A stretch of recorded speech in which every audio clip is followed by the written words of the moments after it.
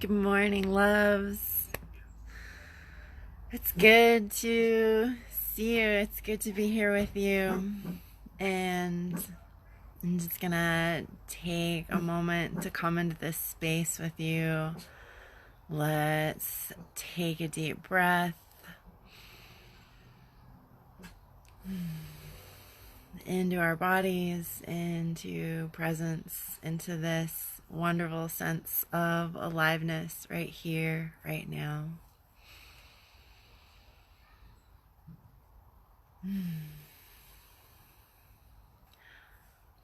Boundaries begin with yes and no. Morning, Meg.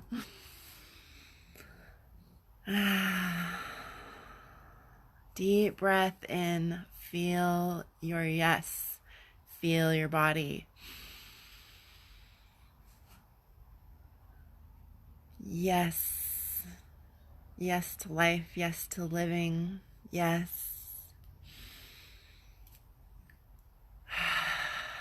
Pause with your yes. Really feel it. Let it enliven you. Say hi if you're here. I'm really happy to see your smiling faces. Yes. Let's be in the pause. Breathing in, yes. Pausing. Exhaling, no. Letting it all out. Letting it drain out. No. Pause. What wants to come in next? This is really the most simple expression of living. Morning, Meg. Hi, guys. If you're here, say hello. I've missed your smiling faces. I've been on a Facebook break, sort of doing my own detox with my own habits and getting more clear, getting more focused, getting more refined in what's important and what matters. And it's felt really, really good. And it feels really good to be here with you right now. So, boundaries. Yes and no. Creating definition, creating structure, allowing compassion to flourish. This stuck with me a long time ago, and I can't remember where I read it because you know how it is. But I was reading something, and it was a study done by Elizabeth Blackburn, and it was on reversing aging and stress and deterioration in the human body.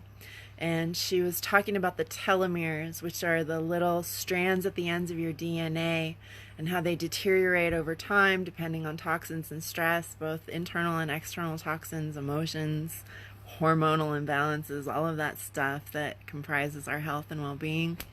And yeah, and they naturally they fray, and then they don't connect, they don't communicate, and we don't do the kind of cellular repair that we're capable of doing.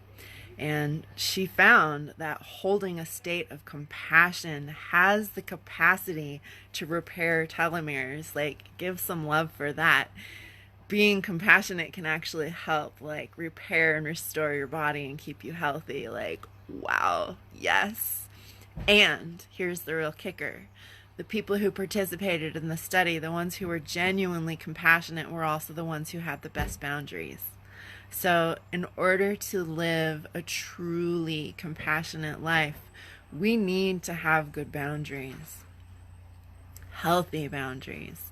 And boundaries are not just these hard lines that we draw in the sand that are yes or no. Because just like your breath, if you freeze your breath when you're breathing dynamically on either your inhale or your exhale, like it stops the process, it stops the function, it stops that conversation between your internality and your externality, and it stops the process of healthy flow. It freezes it. So We're dynamically alive beings. Good morning, beautiful, dynamic, alive beings. I would love to get like conversation, questions, comments, loves, hearts, likes, shares. This is a really important topic, and I'm super excited to be in it with you right now because I think isolation is like the bane of our modern existence.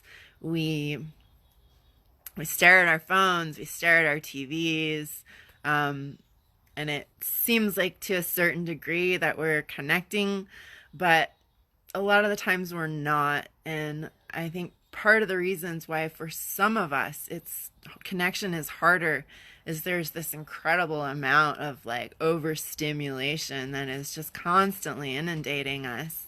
And those of us who are more empathic, we don't know how to navigate that. And those of us who have like gone over to the other side, who have like numbed to deal with it, we don't know how to deal with that either. So it's like we're lacking the internal structure that lets us hold space for ourselves, that actually provides a safe way for us to communicate with each other. And so much of that comes back to our boundaries. And in absence of boundaries, we wind up sort of reaching outside of ourselves, looking for substances, other relationships, habits, food, whatever it might be, whatever your numb or soothe is of choice, and pulling that into our space. And because that's not truly deeply aligned with our aliveness, with our organic intelligence, our body treats that to a certain degree as a toxicity. So I really want to make this clear. I don't think there's any such thing as a truly toxic person, but there are definitely toxic behaviors. There are toxic patterns. There are toxic emotional dynamics. And there are definite like chemical toxins in the environment and toxins in our food. And when we find ourselves like craving or engaging in these toxins, like we're responsible for toxifying ourselves. Like it's not fair to point the finger at this other person and say like you are a toxic person, because people are doing the best they can with what they have, but sometimes their best isn't healthy for us, and that's not a judgment on them or us. That is a loving line of discernment and discrimination, and not a discrimination against them in a bad way, but like our divine right to discriminate what we want to include in our reality. And I want to include all of you. So thank you for coming this morning and saying hi. It's really beautiful to see your faces. Wave, love, like, share. Ah. So I've been doing this journey, and I've been rebuilding this internal structure in myself, because what I discovered is, I was reaching outside of myself to all of these other things to try to create this structure for my life and for my own internal world and for my relationships. And I was winding up feeling depleted and disappointed and depressed and exhausted and fatigued and like, kind of even experiencing what I would call like a compassion fatigue, because it's like I'm trying so hard to be of loving care and service, and yet like I'm burnt the fuck out and I'm starting to hate people. And it's like why? It's like, oh, okay, I get it, because I'm not holding that internal structure that I need to hold. I'm not being genuinely compassionate with myself, which means that I get to discern what I say yes to, what I say no to. Morning, lovely ladies. Hi, Sandy. Hi, Danny. Hi, Pat. Hi, Meg. Hi, Annie. Bridget, Papa, I love you guys. It's so good to see your faces. Oh, we can't do this alone either, which is why our boundaries have to be dynamic, which is why I have to learn how to lovingly say yes to myself by saying no to some of you sometimes, and to saying no to myself as well. That's another one that's come up huge. It's like, okay, if I'm going to be giving away energy and vitality by engaging in this dynamic, And I need that energy. I need that vitality. I need it for my creative endeavors. I need it to maintain healthy connections, and I need to maintain those connections and keep them healthy by establishing these living dynamic boundaries. And it's not easy, especially at first, because we're taught that being nice, that making ourselves amenable to other people's needs, is one of the ways that we can get value, is one of the ways we can establish our position, and that we can maintain connection. And whereas connection and meeting other people's needs is super important, if we're sacrificing our own well-being, if we're putting our own health on the line to do so, then we're not being genuine. We're not being genuine to ourselves, and we're not being genuine to them. And we're actually doing others a disservice as well by not being clear in where they stand with us. So it is a deep and genuine kindness to give a genuine answer of yes or no to a person when they ask you a question, when they invite you to an event, when they say something to you that doesn't resonate with you, when they intrude on your personal space, when they ask you to do something that you're not congruent with, or when you are, and this is it. Like, if you can't say no to what doesn't feel right for you, then eventually you'll kind of forget how to say yes to what really does. Because the yes and the no, they're interdependent to have these healthy conversations. And your health is dependent on your ability to both say yes and absorb what is truly joyful and delightful and vitalizing for you, as well as your ability to say, no, I can't do that. No, thank you. Not for me. And letting people know where you stand. Why is it a deep kindness? Because they can relax around you. If they know where they stand with you, if you know where you stand in yourself, then you can relax into knowing that you are creating a space that is loving and dynamic and supportive for you. And then when you show up with another person, because you've cultivated and you've conditioned internally and externally that space that you're sharing with people, they can be more comfortable actually in knowing where they stand with you, and knowing that you will tell them if they cross a line, and that you will do so hopefully with some dignity and some compassion, and practicing kindness, because kindness isn't letting people walk all over you and becoming a doormat.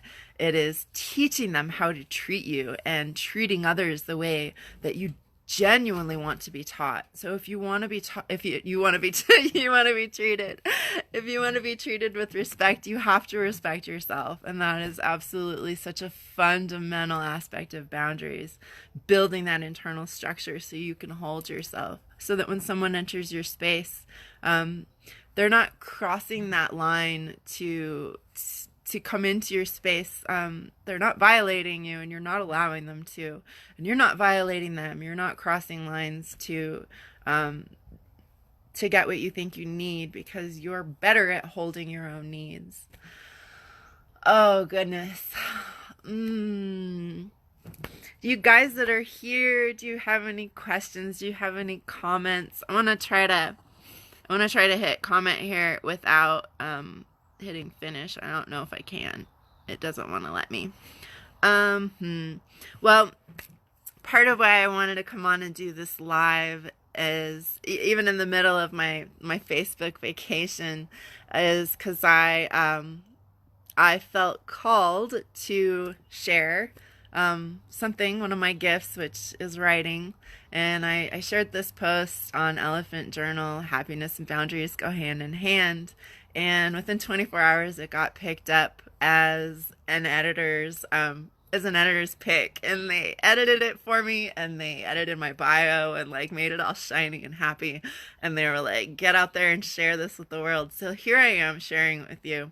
And if I could hit the comment button without closing you guys off, I totally would. So you're gonna have to stick around. Oh, look, I can do it. I can do it. Here it is. Okay. So this article that I wrote, Happiness and Boundaries, here's the link right there. Yay, I managed. And I'm practicing a dynamic boundary right now because my relationship with you and my relationship with my own work is fundamental to my happiness. And giving myself permission to expand this boundary and talk to you guys in this way right now, even in the midst of my break, feels completely congruent and totally in alignment, because these boundaries have to be dynamic and flexible in order to meet our arising needs.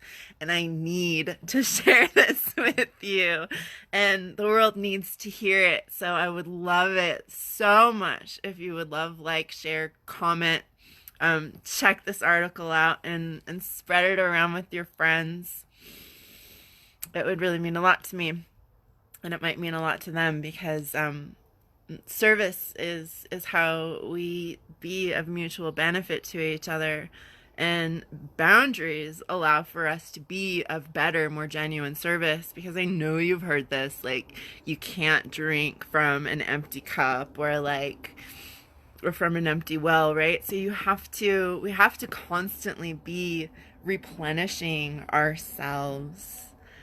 And we do that by creating appropriate containers for our vitality, which allow for us to restore our health organically. And, this conversation is so deep. It's so deep, and it's so simple. And that breathing in your organic yes. Let's do it again because it feels really good. So hey everybody, welcome. If you're just joining me, breathe in your yes. Pause. Let it fill you. Really, really feel your yes. Feel how it enlivens you. It lights you up. And in that pause, just notice. And exhale, no, all the way out.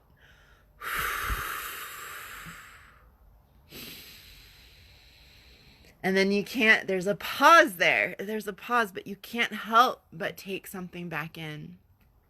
And, this process of breathing as a living meditation, this is the only way I can meditate, is by, being alive and engaged and aware of, what's going on around me. Because the escapism form of meditation isn't good for us. It isn't healthy. Our meditation needs to include our reality, not take us out of it. So this meditation, breathing in yes and exhaling no, it's so powerful, because this is what your body does naturally. Your body wants to absorb and utilize what is meaningful, what is alive and healthy and dynamic, and it wants to exhale. It wants to expel toxins, and it wants to it wants to get rid of what's not good for you. And your body is a fabulous indicator of what is good and what isn't good for you. And we're so removed from it. We're also walking around in trance, and we're also obsessed with paying attention to the newest fad instead of listening to our deeper organic intelligence. And that is primarily where our boundaries reside, is within our deeper intelligence. What is right for you? You can't tell me what is right for you is right for me, because it might not be. You can offer that, and I can decide. I can feel into that and integrate that yes or that no, and that's it. That's the conversation right there.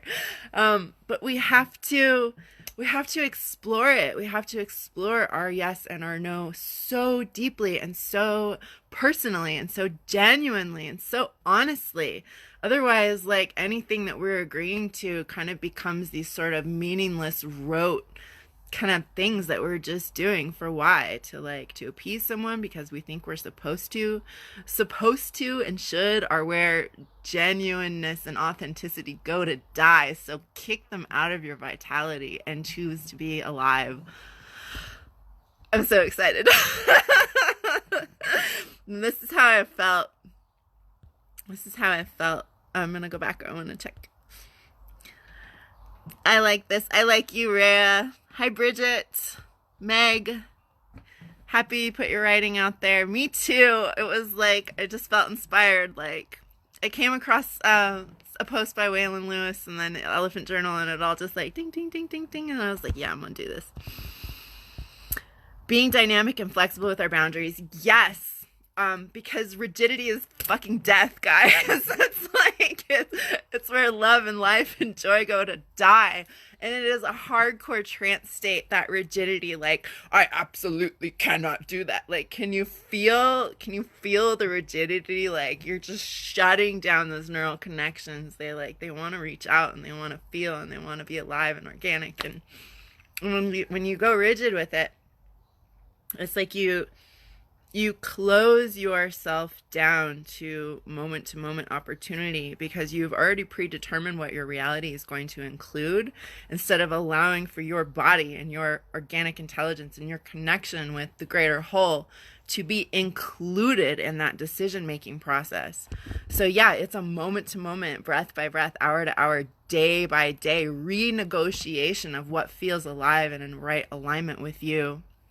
Sandy, you're showing me about my own boundaries, which in the past, to be honest, have been pretty dire. Great article. Thank you. Thank you for reading the article. And I am so freaking delighted for our connection, Sandy. Like, oh my goodness. The only reason I can show you about boundaries is because I'm fucking living them myself. And it has been a journey. And I'm going to tell you a little secret. I'm going to tell you a little secret.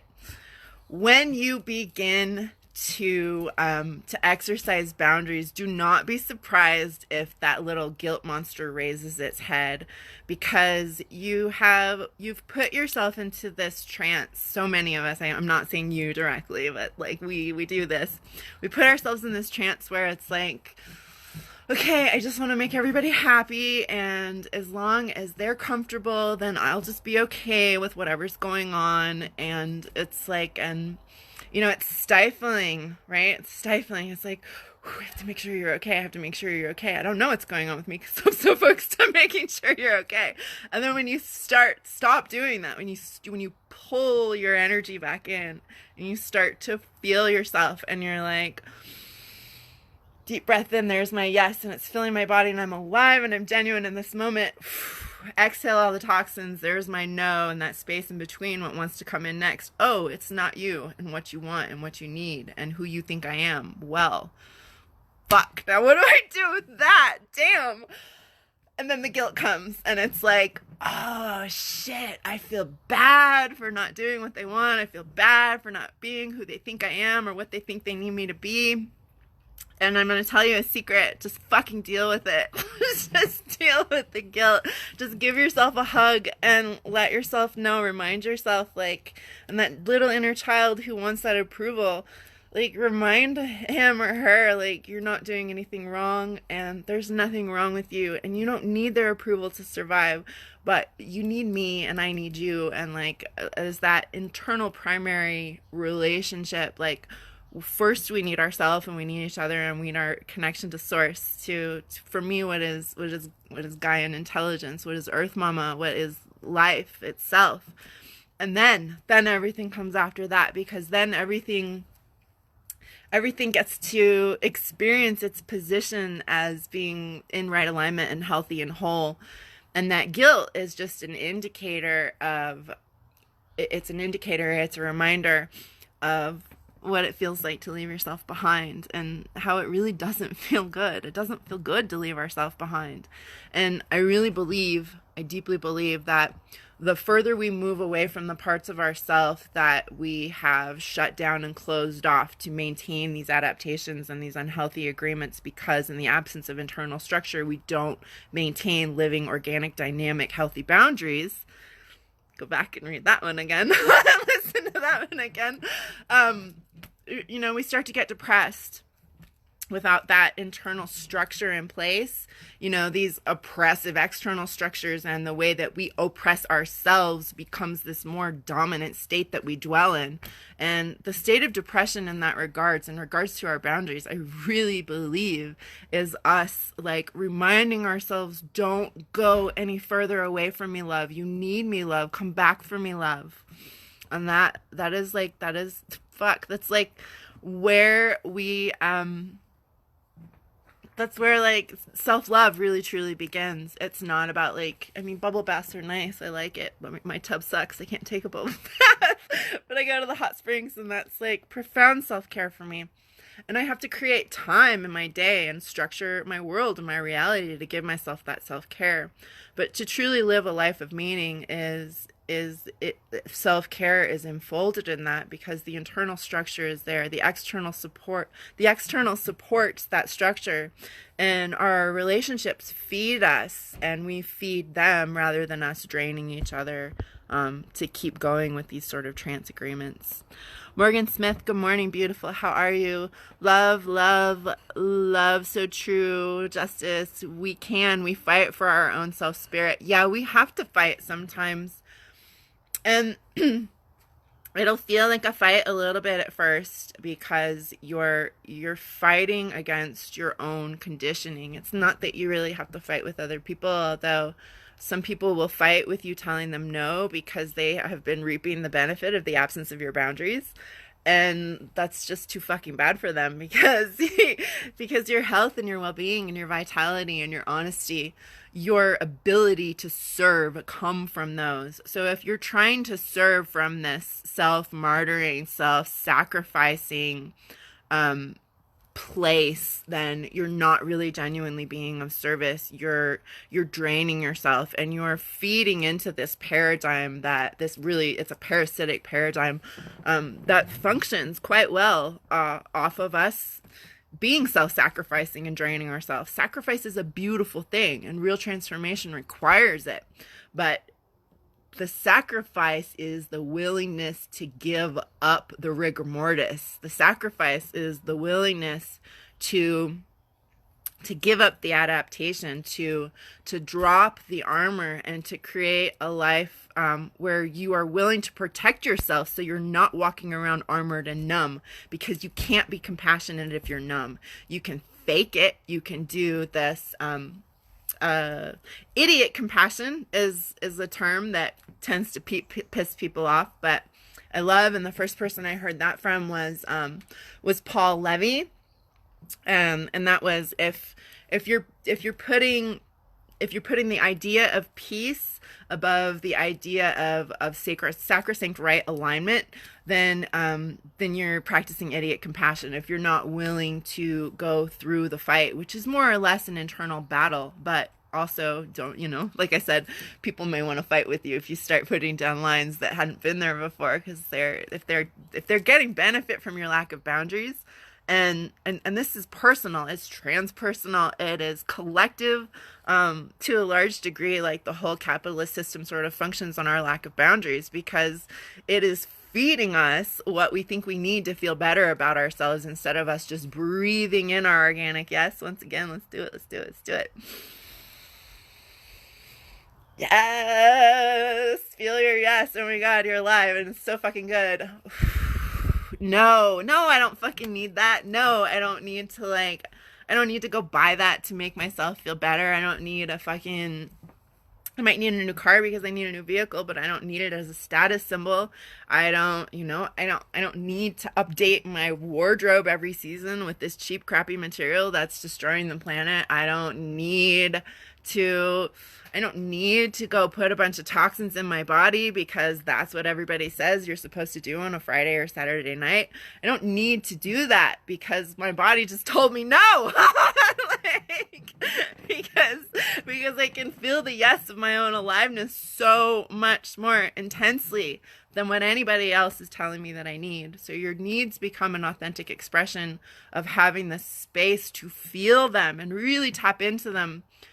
When you're living and you're expressing and you're exploring your own boundaries. And It is an exploration, loves. It's such an exploration, and it is such an exciting journey to be on. Because what tends to happen is as we get really clear about saying no to the patterns, the energies, the toxins that are unhealthy for us, we create this incredible space where things that are healthy, that are in right alignment, can actually come in, can actually engage with us. Because this is something I learned recently, and like you'd think I would have gotten this sooner, but you get it when you get it, right? Like I realized, okay, like I'm starting to get better boundaries in my practice. Like I'm really only taking people to work with who are wanting to be in right alignment for themselves and are wanting to discover what that feels like, because I can't give that to them. They have to uncover that. I can give them the tools and I can give them the context for their experiences that allow them to make those connections, but they have to make the connections. They have to do the work. And I'm talking to you if you want to work with me. So be prepared. I'm not one of these healers who's going to pop out my tit and wave my magic wand and be like, oh, here you go, feel better. No, it's your right and your responsibility to feel better within yourself. And it's empowering. So why would you want to do it any other way? Like, yes, we need help. We need rest. We need resources. We need safety. And like those can only be provided when there's healthy boundaries in place. Otherwise, what I'm willing to sacrifice for your experience of safety is not genuine for either one of us. And it won't actually allow you to feel safe. So you have to feel safe to heal, and you need boundaries in order to do that. So healing boundaries are like foundational for healing, because like I already said, to come back around, for everybody who is just who didn't hear this part, Elizabeth Blackburn, compassion studies, telomeres, DNA, deterioration over time. Compassion repairs your telomeres, and you need boundaries in order to be compassionate. So in order to be healthy within yourself and for your body to do what it naturally does to repair, to hold a state of compassion for yourself, which does not exclude you if you're being compassionate for other people. Like we said, that's idiot compassion. So boundaries are required. Okay. So I've gotten way better with my boundaries with clients, with friends, with family, with everybody, and myself, my own habits, and my health and well-being, my vitality is just like off the charts invigorating, because I'm willing to contain my energy and be more discerning about what I'm sharing it with. And what I've realized is that there is no such thing as compartmentalization, loves. There isn't. We do it in order to survive these different traumas, but whatever we freeze and compartmentalize, and wherever we give ourselves away over here, it affects what's going on over here. That's the way it is. So, you know, if you're devoting all of this energy to your business, and you don't have good boundaries there, your personal relationships are going to suffer, and vice versa. If you're spending all of your time, and this was, you know, pastimes of a previously codependent, if you're devoting all of your relationships all of your energy to your relationships, and you're like obsessing about the other person's well-being, and you know, you're sacrificing the vitality that you need to take care of yourself and maybe your business, or then that suffers as well. So having right alignment and boundaries within that right alignment actually allows everything around you to thrive and to take root and to truly flourish. Because what you ignore, what you deny in one area of your life, it affects every other area. And the same is so true with our emotions as well. What we deny emotionally, or what we suppress emotionally, it comes back around. So it's like, I'm only going to choose joy. I'm only going to choose positivity, but I'm having these experiences that are part of my entirety, my wholeness as a human being. And if I'm not acknowledging those, if I'm not tending to those, then I'm actually suppressing and I'm shutting down like my capacity to feel as a full spectrum human dynamic being. And boundaries are wonderful for that as well, because it actually, we can kind of like set timers for our emotions and be like, okay, I'm going to give myself permission to experience this anger and this volatility. I'm going to hold compassion for myself. I'm going to create a container around it, and I'm not going to take it out on another person. For me, I turn on gangster rap, and like I wash my dishes when I'm pissed off, and if people are around me, I'll be like, I'm volatile right now, you better back the fuck off, don't fucking touch me. It's not about you, but I'm just giving you warning, like this is my space and I'm claiming it and I need it and I need to move this energy through it, and it moves like that. And it's same thing with sadness, same thing with loneliness. So give myself permission to go into that sadness, that loneliness. I create this compassionate container around myself where I can have permission to have that experience. It moves, it goes through like that. And I return back to this dynamic engaged alignment because I've created this boundary instead of giving myself permission to wallow, or instead of trying to shut it down, which just is like trying to hold this giant beach ball into the water. It just keeps popping back up. So, I'm on a roll because I haven't talked to you guys in a long time, and there's a lot of you watching, and I see you, and I'm super grateful for you for connecting. And part of the reason I wanted to pop on this morning is because like I said, I have this article on Elephant Journal, and I talk about this in this article. Happiness and boundaries go hand in hand, and it's really about personal accountability. Boundaries are so much about personal accountability, and I really talk about that in the article too. It's about me saying yes, breathing my yes, my vitality, my organic yes in, and exhaling my no, letting those toxins go. And it's our breath, that dynamic, alive, moving breath. And I invite you to create your own like boundary meditation about this. And you can kind of do it too. Like if you're faced with a decision or something, like let's go practical. Like you're faced with a decision and like you don't have time to like think about chewing it and digesting it and seeing if it's going to sit with you. Like you need that moment to moment. Like our life moves fast and we need to be able to keep up with it.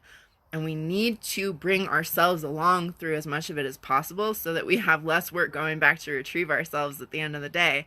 And this is one of the great ways to do this. And this living, literally breathing, dynamic meditation is a great way to do it. So you're standing with someone, or you're standing with yourself, you're standing in the grocery store, you're trying to decide what to buy, what to bring home to put in your body. Look at that thing, feel it, like enjoy, like face this decision, this quandary, this opportunity, and feel it. Like you know what breathing in feels like. Breathe in, and just to reset yourself, breathe into your body first. Drop your shoulders, open your belly. Let the bubbles move. Pause. Exhale. Breathe out your no, let your body collapse. Everything wants to relax. It's like, thank God. I get to drop my defenses and actually like decide what wants to come in the next moment. And when you feel that yes come back in, you can look at that decision, you can look at that opportunity, you can look at that engagement, you can look at that food, whatever it is, right? It becomes a part of your dynamic living reality. It's either feeding you or it's fucking draining you. So really get like solid and accountable with yourself over this, and decide how alive do you want to feel, how engaged do you want to be with your yes and your no, because that is your point of power. Breathe in your yes. Pause. Exhale your no. Stillness. It's beautiful. It's peaceful. It feels really good. Feel the shift in the energy. Read your article. Loved it. Thank you, Matthew. Love you. Yeah. It's a good article if I say so myself. And and on that note, like boundaries totally include not only right alignment, but positive regard for self and positive regard for others. Because if you're holding yourself in a state of positive regard because you're willing to protect and you're willing to care about yourself, then it's easier to hold positive regard for others, because you can see what they're going through and know that you're not responsible for it. Know that you're responsible for your well-being, and by choosing to be responsible for your well-being, you can actually show up and like promote overall well-being, like everywhere all around you in the world. Breathe in, yes to well-being, yes to life.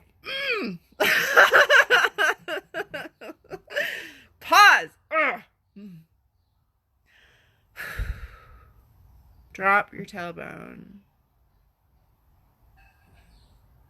Settle down into your sacrum. Expand your diaphragm. Drop your shoulders. Open your throat.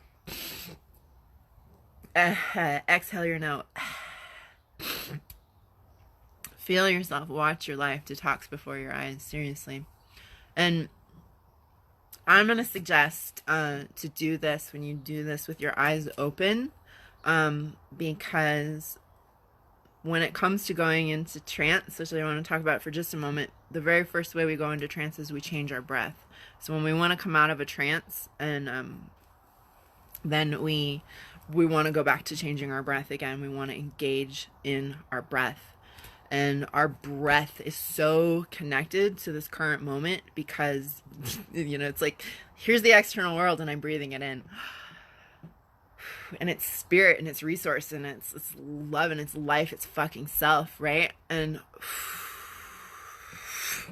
I'm breathing out, and that cycle of inner to outer is such a fundamental way in which we build this bridge between our inner and outer world.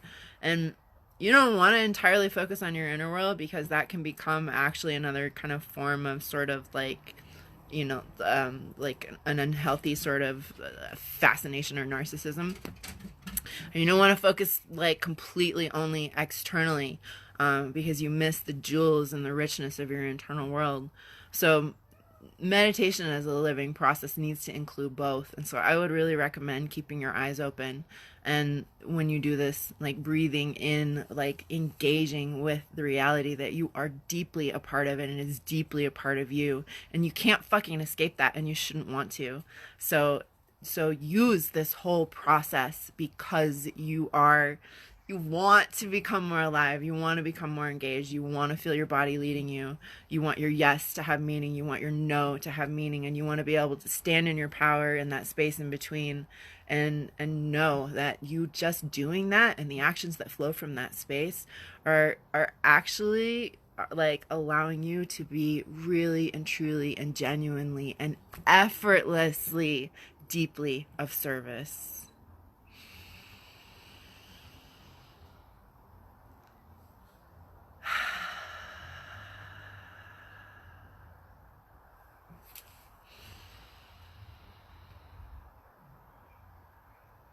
Thank you, beauties, for joining me.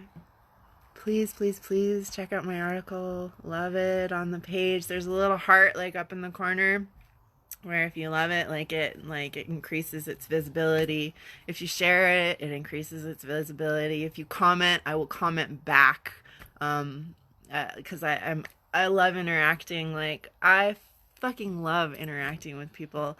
I need my space like I've never understood before, so that when I show up and interact with people, which is who I am and what I do for a living, and this is true for all of us because we need each other to live.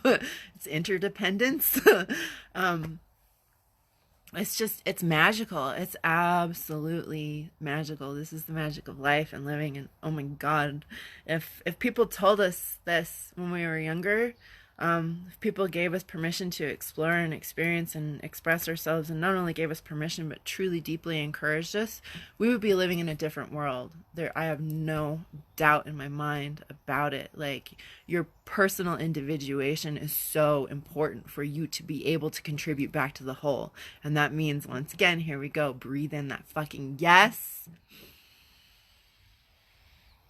And exhale your fuck no. And from there, from that center point, from that pause between the yes and the no, and that pause deep in yourself from which all things are born, know you are deeply loved. You matter so much. And this is where you get to be of service. I love you guys. Thank you, thank you, thank you. I love you, Annie. I love you, Laura. Thank you, guys. Good morning. Wendy, Teresa, Bea, Martha, Neil, you guys are incredible. Danae, Cindy, Matthew, Cheryl, Victoria, Meg. Rigor mortis sucks. Fuck rigor mortis. Down with being dead before you die. Fuck that. No, thank you. Trisha, Yasrin, Morgan, Connie, Danny, David, Meg, Sandy, Lori, me. Oh, look, there's me with my link. Hey, check it out, really, please. Bridget, Rhea, Danny again, Papa, Pat, Jeff.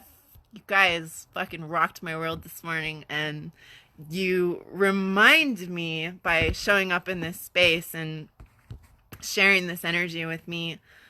This is why I do social media. It really is. It's such a wonderful way for us to share ourselves. So I'm going to ask you a favor, please, because I'm going to disappear again until after my birthday, unless I pop back on for a moment like this. Because this whole break is about me redefining my focus and my engagement and my own boundaries. So this is what social media is for. It is for loving each other. It is for caring for each other. It is for sharing the goodness and the love and the service in the world. It is for it is for learning to deal with conflict in a more enlivened, compassionate way.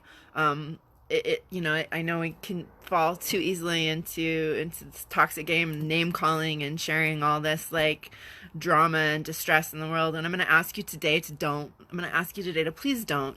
I'm going to ask you today to share your love. I'm going to ask you today to love and like and comment and share on what is real and meaningful in your life, whether it's in this media, in this little zone through this screen, or whether it's like complimenting people out on the street and saying, hey, love, how's it going? You look great. You feel great. Like, I admire you. What the fuck ever, right? Like, to share that really genuine sense of positivity, because you can look at what's draining you. You can look at what is creating the drama and distress in the world, and just say fucking no to it, just for today. Please do this for me. It would mean so much, because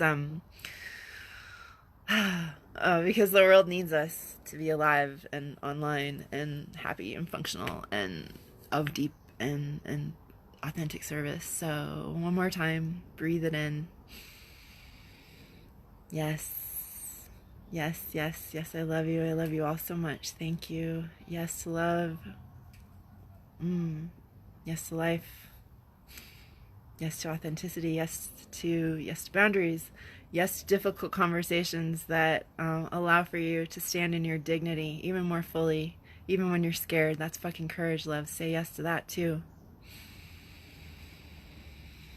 And no to being drained. No to drama.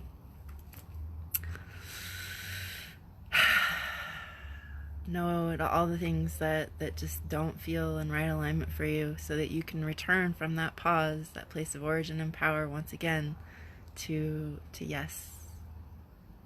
Yes, I love you with all my heart. Yes. I love you. Oh my God, I love you guys so much. Oh, beautiful. Mwah. I'll see you guys. Take care of yourselves and each other. Peace.